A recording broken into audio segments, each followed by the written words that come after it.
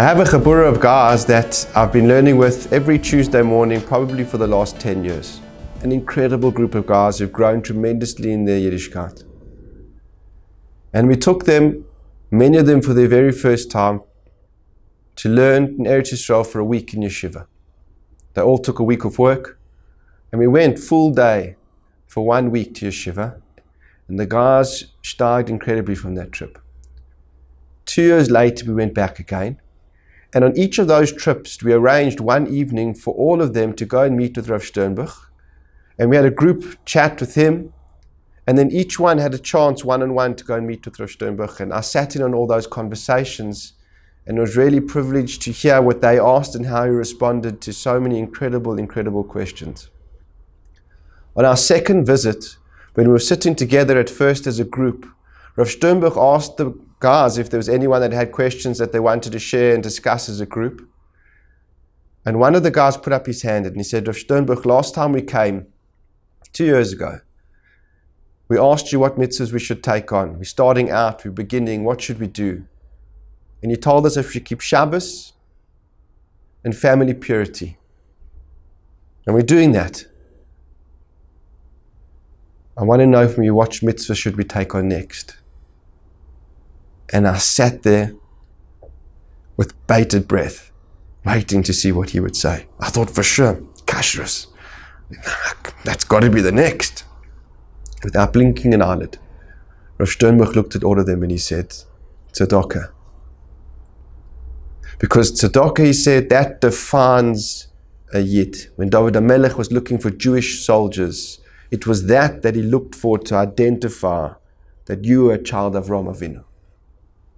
I didn't know it at the time, but I assumed that the Rav Sternbuch was quoting a Rambam. The Rambam is in Perek Yud, in Hilchos Matnas Aniyim. The Rambam says as follows: Chayavim anu lizar b'mitzvahs tzedakah yosim mikol mitzvahs aseh. We are obligated to be careful with the mitzvah of tzedakah more than any other positive mitzvah in the Torah. Shah tzedakah siman letzadikei zera Avraham Avinu. Because tzedakah is a sign that you are one of the righteous offspring of Avraham Avinu. And he goes on to quote the pasuk to prove it. And he goes on further to say, V'ain kisei Yisrael miskoinen b'dasa emes omedes ele b'tzedakah. Klal Yisrael will only rule this world, and truth will only permeate this world on the schus of the mitzvah of tzedakah. V'ain Yisrael nigolin ele b'sos tzedakah. And the geula will only come to Klal Yisrael in the schus of this mitzvah of tzedakah. Tzedakah is not any mitzvah. It's something special. Something very unique. A discerning, distinctive identifier of you as a Jew.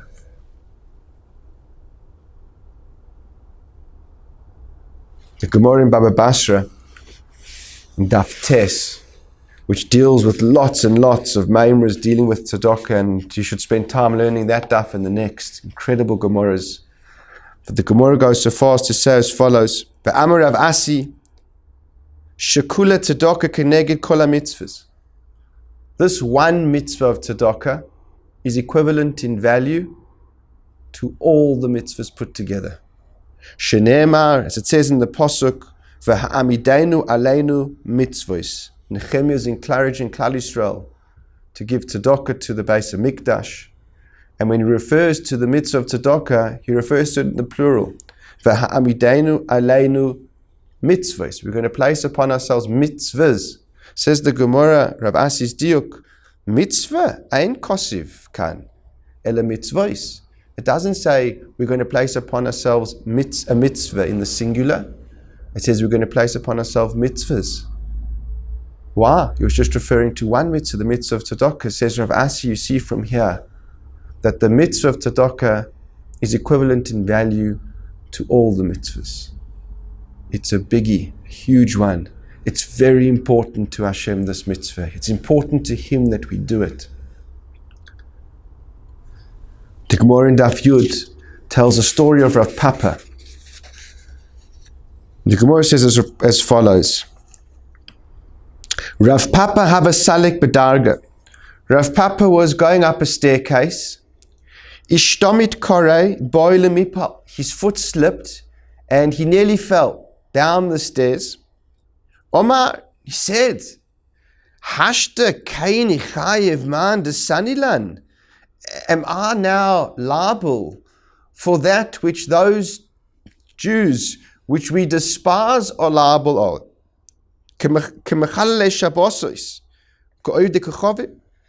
Like those who mechalel Shabbos or worship idols. Rav Papa understood that he nearly experienced a skilla, the death penalty of stoning, where the person is hurled from a 2-story plank and lands, crashes himself and dies.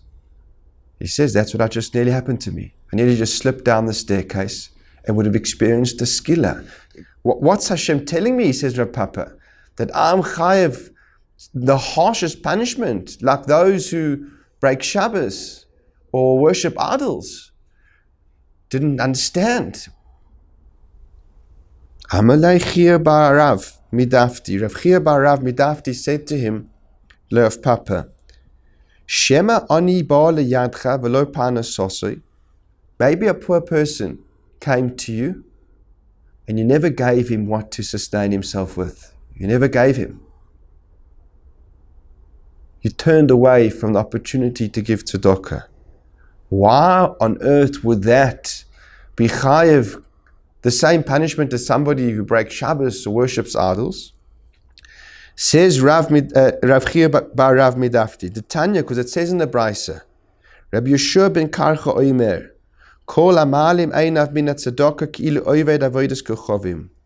Anybody who turns a blind eye from tzedakah, it's as if you worshipped idols. Kosiv hacha hishamer lecha penye davar im levavcha b'li ya'al. It's written regarding the approaching Shemitah year that the Torah says, be careful lest you have a thought in your heart, bli ya'al, which is without a yoke of God on its shoulders, to say, and the pasuk continues, wow, the 7th year is coming close, I'm not going to give out any loans because I won't be able to collect them. The Kosiv Hassam, and it's also written there referring to the Irani Dachas, a city of Jews where they go completely astray and worship idols. Yotzu anoshim b'nei bli ya'al. People went out from that city who were bli ya'al. Ma'ala halan avodas kochavim afkan avodas kochavim. Just like in the case of the Irani Dachas, the word bli ya'al is used to refer to a person who's an idol worshipper. So too here in the pasuk, when it uses the word bli ya'al in reference to somebody who turns a blind eye to tzedakah, it's telling you that it's like worshipping idols. That's something quite incredible. A person who's committed to the mitzvah of tzedakah, it's a sign that you're a child of Avraham Avinu. But there's a flip side too.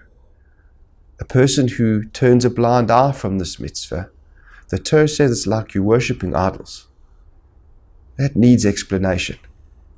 We won't go into it now, but I will in the upcoming shurim. That you can have such a harsh description of a person. There's many people who believe in God, who keep the Torah, who keep Shabbos, keep mitzvahs, and they don't give tzedakah. How could you say that they're worshipping idols? It doesn't go. How are these two things linked? And come what may,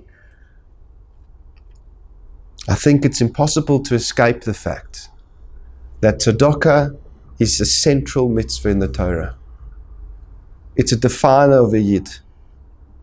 It's shekula keneged kol mitzvahs. It's equivalent in value to all the mitzvahs.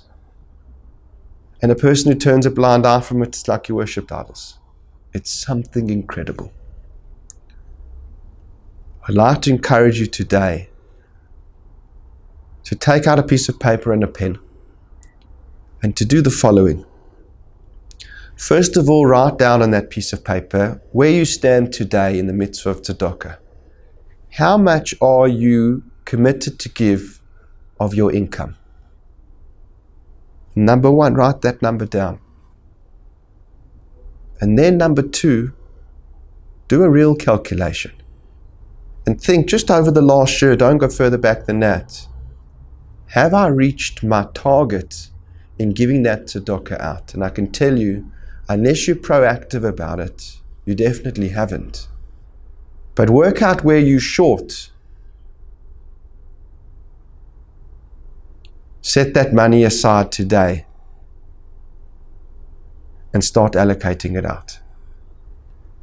And finally, number three, look at the percentage that you're prepared to allocate of your tzedakah. Do you realize how important this mitzvah is? Your cap is 20%. Push it up. And write down today where you're going to push your percentage up from where it started at point 1 to where we are now. Going forward, where will you be? We'll continue to deepen our understanding of this mitzvah in the upcoming shiurim.